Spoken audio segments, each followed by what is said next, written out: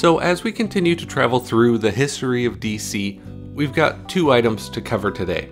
The first is Crieg Flessel, an artist for National Allied Publications who basically lived to draw. And in universe we have Pandora, a woman of Greek myth who made the biggest snafu of all time. If this is your first time with us, I've found that a lot of modern media is pretty impenetrable to newcomers. My goal is to provide a breakdown and guide to the DC universe and the order of creation, so it isn't quite as overwhelming. If you have a favorite character or story and it isn't in this video, it's likely to be found in either a previous one or a video coming later down the line. So to the newbies, welcome, and to the oldies, welcome back. Let's talk about DC Comics.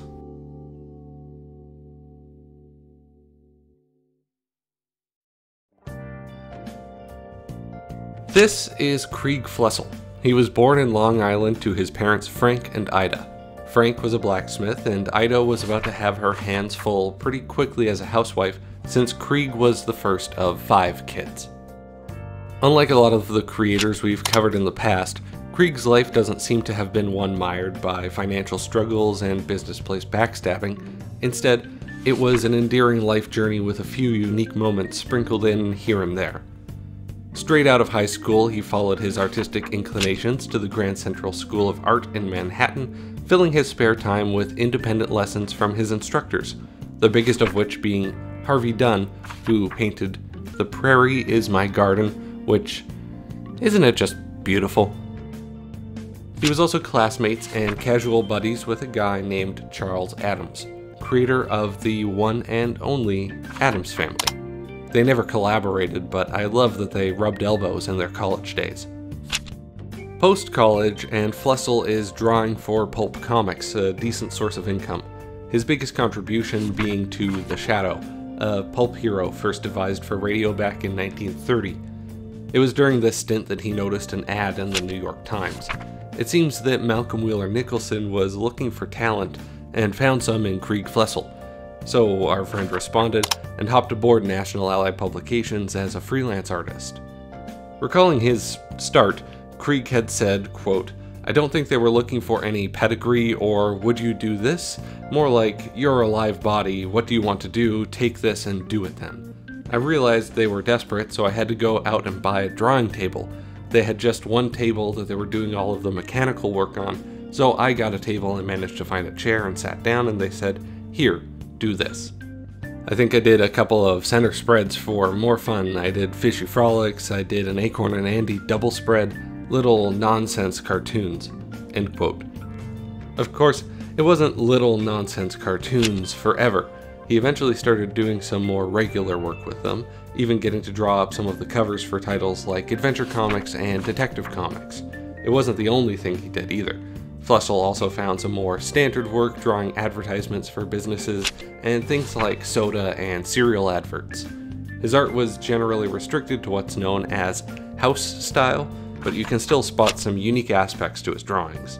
For example, a lot of his cover work has these sort of thick lines, and everything's made to exist in an uninterrupted space, and you can see the items that assemble the scene individually. So weirdly, at a glance, you can put the whole thing together right away.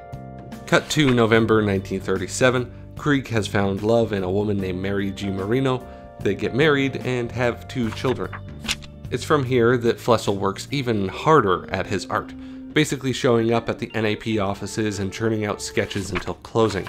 As far as I can determine, he didn't even flinch when his initial cover for Action Comics got canned in favor of the one we recognize today from Joe Shuster.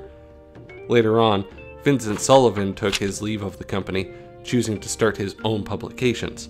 Not one to look away from opportunity, Flessel became his associate editor while still drawing for NAP. The guy was a machine. He kept at it for a long time too, only really slowing down in the 1970s.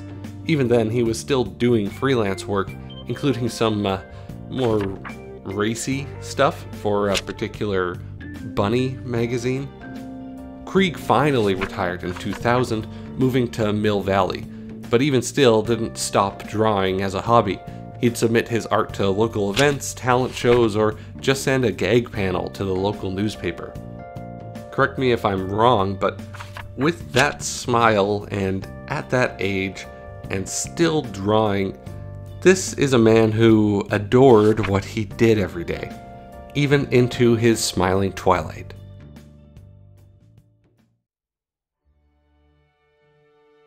Greek mythology is a very fluid thing. Like a lot of mythologies, it started off as an oral tradition, so some of the details shift and change.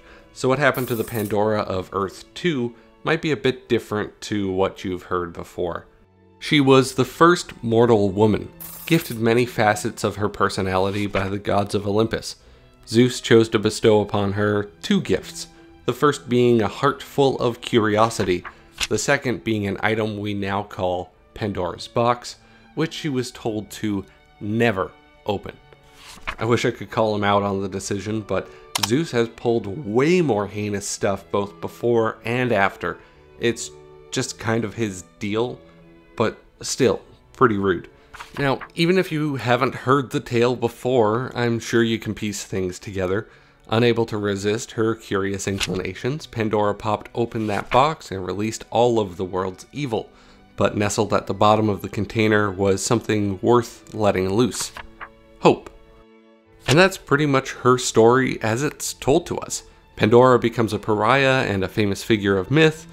It's literally one page, like here it is, and that's all there is to it. Until Prime Earth. Yeah, so we skip through a few iterations of the DC universe, and once we get there, plenty of her story has been rewritten to fit the new continuity. So instead of being the first human woman given gifts by the Greek gods, Pandora was instead a relatively normal person living in ancient Macedonia circa 8000 BCE, and her son has grown incredibly sick. Doting on him as the illness worsens, Pandora is instructed to fetch some myrtle berries to blend into medicine.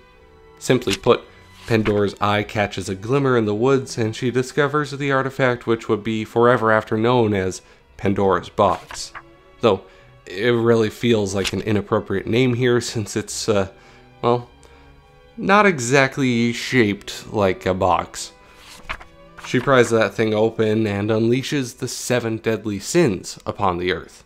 In a panic, she races back to the village, which isn't holding up well to the sudden appearance of one of the deadliest forces in the universe.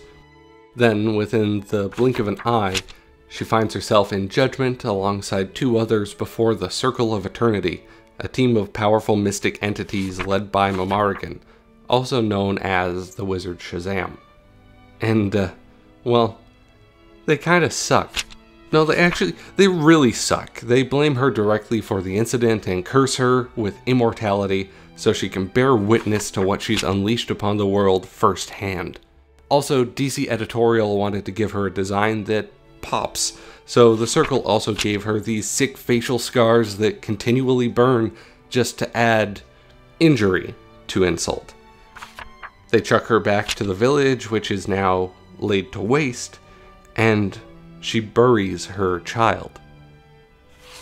So sometime between then and now, she decides that the best course of action would be to combat the 7 deadly sins directly, and therefore starts training in the ways of magic. It seems like a course of action that works out pretty well since she's ranked as one of the most powerful magic users in DC. As you might expect, she goes on some mystical adventures, saves the world, yada yada. Then, as a new threat makes itself known, she's unceremoniously slain. We now know it was Dr. Manhattan from Alan Moore's Watchmen who did the deed, trying to keep his tampering with reality hush-hush, but that story is a long way down the line, so don't hold your breath. But Pandora was high on his hit list because through some magic shenaniganery, she's actually the one who managed to saddle the Vertigo, Wildstorm, and New Earth realities together when things got rebooted in Flashpoint. She did this specifically to give the Blue Man Group reject more trouble to deal with while he fiddled with reality. How does that cause an issue for him? I'd like to know, but I just don't. And that's where we'll leave our story for now. If you liked the video, give it a like, and if you liked me, go ahead and subscribe, and I'll see you in the next one.